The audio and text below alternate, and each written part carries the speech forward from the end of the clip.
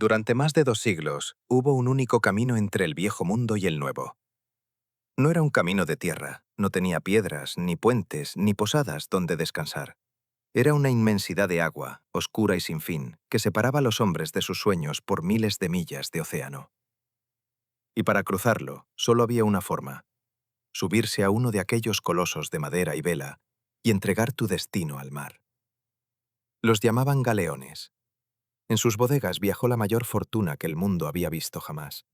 La plata y el oro que levantaron imperios, financiaron ejércitos y coronaron a reyes. Pero esa riqueza no se movía sola. La cargaban sobre sus hombros miles de hombres anónimos, hombres que partían llenos de esperanza y de los que una parte jamás regresaba. Sus nombres se perdieron, sus tumbas son el fondo del mar.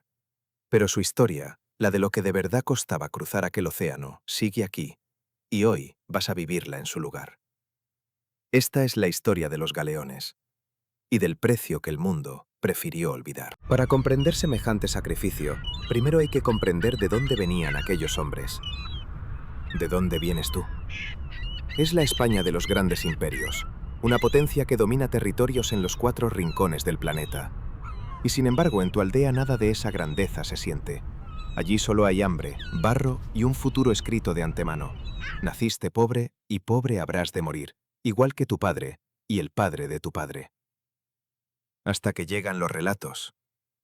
Historias de un mundo nuevo al otro lado del mar, de montañas de plata, de hombres que partieron sin nada y regresaron convertidos en señores, de galeones que cruzan el océano con las bodegas repletas de tesoros. Y por primera vez en tu vida, en mitad de toda esa miseria, prende una chispa: la esperanza. Así que tomas la decisión más valiente, y quizá la más temeraria, que un hombre puede tomar. Renuncias a la única tierra que conoces y entregas tu suerte al mar. Crees que marchas hacia la fortuna. En realidad, marchas hacia lo desconocido. Y apenas el puerto desaparece a tu espalda, el sueño se quiebra contra la realidad. El galeón que desde tierra parecía un palacio flotante, por dentro es un mundo angosto y despiadado. Cientos de almas hacinadas en un puñado de metros de madera. Para ti no hay lecho ni descanso.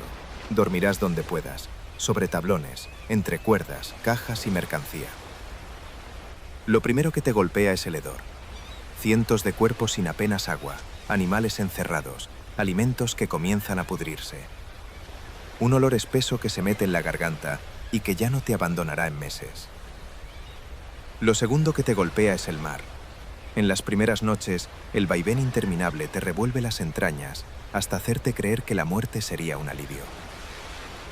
Y mientras contemplas cómo la costa de tu patria se disuelve para siempre en el horizonte, una certeza se te clava en el pecho, fría como el agua. Ya no hay retorno.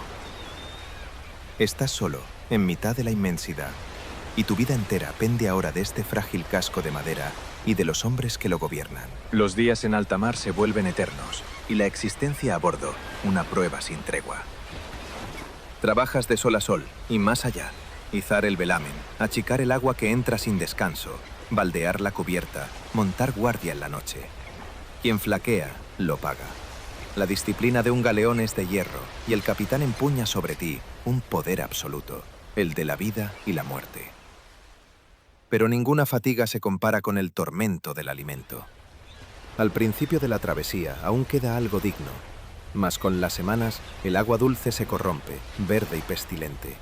La galleta, ese pan de piedra que es tu único sustento, se llena de gusanos. La carne en salazón apesta a podredumbre. Y aprendes lo impensable, a comer con los ojos cerrados, a no mirar lo que llevas a la boca, porque quien mira no come, y quien no come no llega.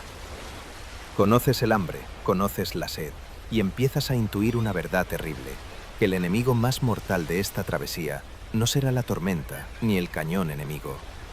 Será algo mucho más callado, porque transcurridas unas semanas, comienza a alzarse sobre el barco la sombra que más vida se cobró en aquellas travesías.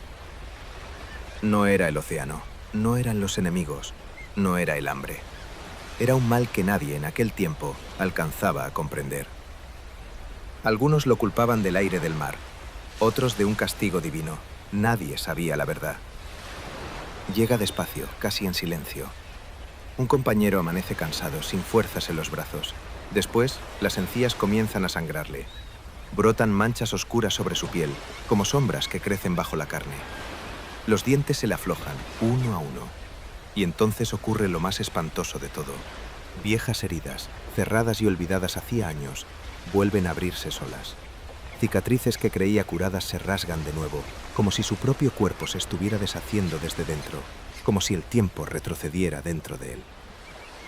Nadie sabe por qué sucede, nadie sabe cómo detenerlo. Los remedios que se ensayan, desesperados, no sirven absolutamente de nada. Y tú lo ves avanzar por la nave, camastro a camastro, hombre a hombre, sin poder hacer nada por impedirlo. Ves a marineros fuertes como robles, hombres que reían y cantaban al zarpar, apagarse en cuestión de días. Cada amanecer, al despertar, te palpas las encías con terror. Examinas tu piel a la luz gris del alba y ruegas en silencio no ser tú el siguiente. Porque en las peores travesías, aquel mal invisible no se llevaba a unos pocos, se llevaba media tripulación, a veces a muchos más. Y tú aún estás en mitad del océano, muy lejos todavía de cualquier orilla. Y entonces, una noche, los cielos se ennegrecen. El viento comienza a rugir como una bestia herida, y el mar, que hasta entonces te mecía casi con dulzura, se yergue de pronto en montañas de agua más altas que el propio navío. Ha llegado la tempestad, y conoces por fin el rostro del verdadero terror. El galeón, aquel coloso de madera que parecía invencible, se convierte en un juguete a merced de la furia del océano. Las olas lo elevan hasta el cielo y lo despeñan con un estruendo que parece partirlo en dos. El agua irrumpe por todas partes. La madera cruje como si gritara. Los hombres claman a Dios, lloran, se aferran a cuanto encuentran. Y tú luchas hasta el desfallecimiento, achicando agua sin descanso, sujetando cabos que te desgarran las manos, peleando por mantener la nave a flote, con una sola certeza grabada a fuego en la mente: si zozobra, no habrá salvación. Nadie acudirá a rescatarte en mitad de la inmensidad. Y allí, en lo más alto de la tormenta, empapado y sobrecogido, comprendes de golpe tu propia pequeñez. Tu vida, tus sueños de oro, todo cuanto eres y cuanto soñaste ser, en manos de un mar que ni siquiera sabe que existes. Y un día, en el puerto de San Juan de Ulúa, en las costas de la Nueva España, esa amenaza deja de ser un temor lejano para convertirse en pesadilla. Tu galeón ha recalado allí para reparar y aprovisionarse, junto a la flota que lleva el oro de las Indias. Es septiembre del año 1568. Entonces, unos barcos extraños entran en el puerto. Izan banderas amigas, fingen ser de los nuestros, pero no lo son. Es una flotilla inglesa, mandada por dos hombres cuyos nombres pronto helarán la sangre de todo un imperio: John Hawkins y un joven y ambicioso corsario de 27 años llamado Francis Drake. Durante unas horas hay un acuerdo tenso, una tregua frágil entre ambas flotas, pero la calma es mentira. Y de pronto, estalla. El primer cañonazo rasga el aire y el puerto entero se convierte en un infierno de fuego, humo y madera astillada. Estás en mitad de una batalla naval a vida o muerte. El estruendo de la artillería te ensordece. Las balas de cañón cruzan el agua y revientan los cascos. El humo lo cubre todo, tan espeso que apenas ves al hombre que tienes al lado. Cargas, disparas, vuelves a cargar, con las manos quemadas y el corazón desbocado, mientras a tu alrededor el puerto arde y los barcos se hunden. Hawkins y Drake luchan por escapar con su botín. Tu flota lucha por impedirlo. Y tú, simple marinero que solo soñaba con una vida mejor, peleas ahora por tu vida y por el tesoro de un rey. Cuando por fin el humo se disipa, la victoria es vuestra. 4 barcos enemigos hundidos, la fortuna del imperio a salvo. Drake y Hawkins huyen en la noche con apenas 2 naves, derrotados. Pero el precio ha sido terrible. La cubierta está sembrada de heridos. Compañeros con los que ayer compartías el pan ya no están. Tu propio barco humea, maltrecho. Habéis ganado, pero miras a tu alrededor, agotado, ennegrecido por la pólvora, y entiendes que en el mar no existen las victorias limpias. Solo los que quedan en pie y los que se quedaron por el camino. Y lejos, en la oscuridad, un joven Drake jura odio eterno a España. Aquella noche, sin saberlo, has visto nacer a uno de los mayores corsarios de la historia. Y si sobrevives incluso a la batalla, aún aguarda el peligro que más galeones se tragó de todos: la propia tierra. Tras meses de océano, cuando por fin la costa asoma en el horizonte y tu corazón se atreve a creer que lo has logrado, llega la prueba más traicionera de todas.